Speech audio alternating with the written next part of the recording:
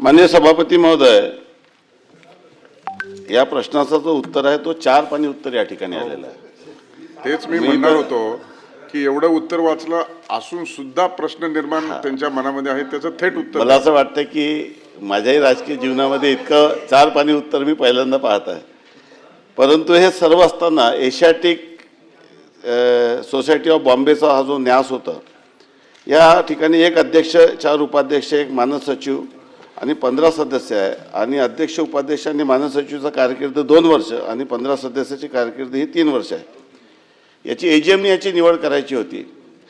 यावर्षी जे निवडणूक प्रक्रिया झाली त्याच्याबद्दल अनेक तक्रारी आल्या। त्याची निवडणुकीची मतदार यादीच प्रसिद्ध झाली नाही आणि निवडणुकीच्या दिवसापर्यंत ती मतदार यादी तशीच सुरू होती, रोज नवीन नावाची नोंदणी करणं। ही बाब जेव्हा धर्मदा आयुक्तांच्या लक्षात आली तेव्हा त्यांनी याच्यावर तात्काळ ती स्थगिती दिली आणि नंतर त्यांनी लगेच दुपारी स्थगिती दिली आणि 4-5 वाजता त्यांनी हायकोर्टात याचिका दाखल केली। परंतु हायकोर्टाने चॅरिटी कमिशनरला या संदर्भामध्ये पूर्ण विचारणा केली आणि विचारणा केल्यानंतर त्यांना कुठलीही स्थगिती त्यांनी दिली नाही। आता झाला प्रश्न निवडणूक घ्यायचा। ही निवडणूक आता लवकरात लवकर मतदार यादी जाहीर करण्यात येईल, त्याच्यावर आक्षेप बोलवण्यात येईल, त्याची कट ऑफ डेट राहील।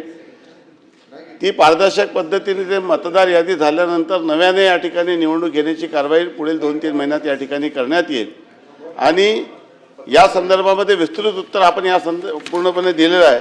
तरी देखील ही पूर्ण जी प्रक्रिया निवडणुकीची ही पारदर्शक पद्धतीने व्हावी आणि जे मुंबईच्या लोकांच्या जे आस्था आणि अपेक्षेचा प्रश्न आहे ते निश्चितपणे या संदर्भामध्ये पूर्ण करण्यात येईल हे मी या ठिकाणी सांगू इच्छितो।